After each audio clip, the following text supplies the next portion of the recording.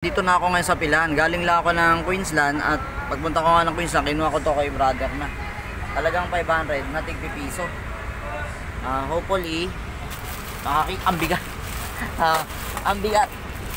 Yan, hopefully, makakita tayo ng hinahanap natin na 2018 na may upper mint part na NGC, 2005 na mailap hanapin na BSP, at marami pang iba. Mga frozen na coin. Puro tig-piso lahat to, hindi to assorted ngayon. Dati kasi assorted yung i-kinoin hunt natin. Kaya baka mamaya yung iba dito ko nakanain sa pilahan. At kung may makita, salamat sa Diyos. At kung wala, sana meron pa rin. Ang gulo, no? Welcome po sa Jess Coin Collection. Ito po yung mga collection ko ng coins sa nakalipas na 4 na dekada.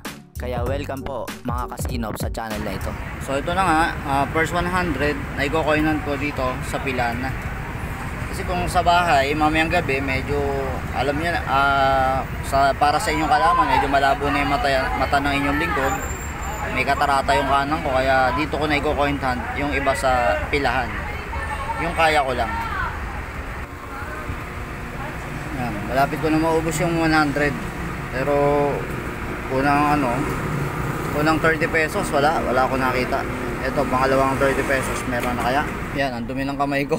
Ng mga barya. Yan halagang 100 pesos na ilagay ko na dyan sa lagayan ko ng panukli o kaya sa money bag. Pero wala tayong nakuha ang error coin 2005, 2006, NGC na may upper mint mark, at kung ano-ano pa na hinahanap natin sa naturang pisong barya ng Pilipinas. Wala, halagang 100 pesos wala tayong nakuha kahit isa. Dalawang plastic pang 200. Sa 100 na tig-piso wala tayong nakita kahit error coin.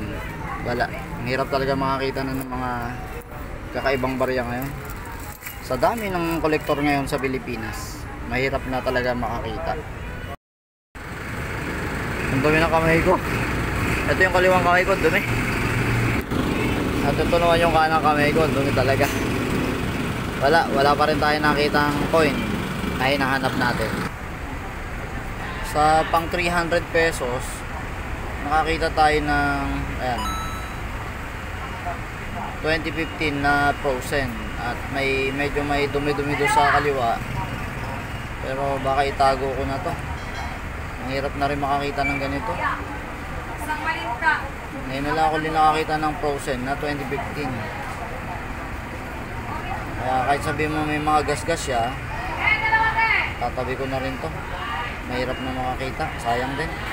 Dito ko na itutuloy yung pag-coin hunt sa bahay. At yung isang 100 kanina na coins, ayan, ipabuko na.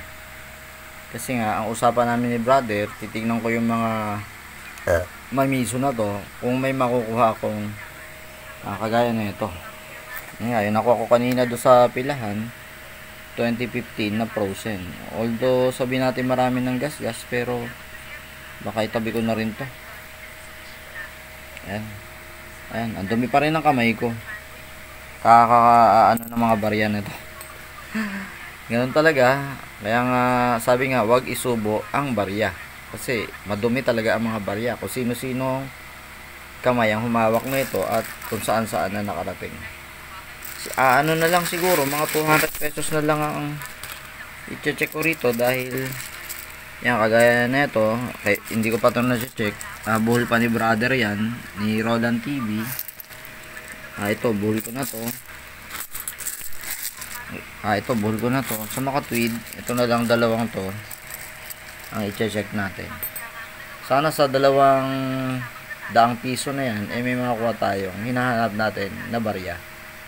So yan, ito yung pang 400 na tig-piso. Ito lang ang nakita ko, 2007. Grabe na dumi ng kamay ko. Pero marami na akong 2007, pakakawalan ko na to. Kasi hindi rin naman siya gaanong maayos. Para sa iba na lang din na naghahanap ng 2007. Kaya lang, masyado ng gamit ng 2007 na to kumpara sa mga naitabi ko ng 2007.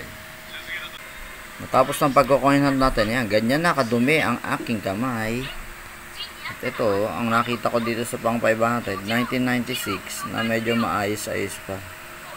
Karamihan sa 1996 ay hindi na ganito ang itsura.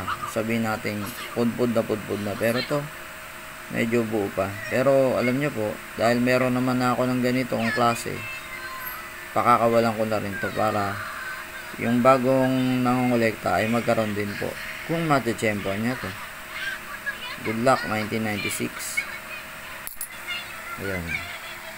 Sa halagang 500, wala tayong nakakuhang 2005 na BSP, 2006 na BSP, saka yung die error, wala ring error coin, ano pa ba, wala ring NGC na 2018 na may upper mint mark, puro lower mint mark, kaya ang hirap talaga maghanap ng mga barya. Kung ngayong taong 2025 ay mahirap man na maghanap ng mga barya, paano pa kaya sa 2027?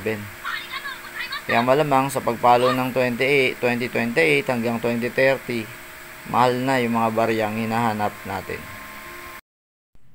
So dito ko natatapusin yung pagko-coin hunt natin. Wala tayong nakuhang maayos na barya, bukod tangi lang ito. Bilang alaala na lang, meron na ako nito, pero bilang alaala sa 500 peso na tigpi piso, itatabi ko na ng 2015 na frozen. Magpapasalamat lang ako kay Roland TV sa pag suporta sa channel natin para sa mga baryang ito.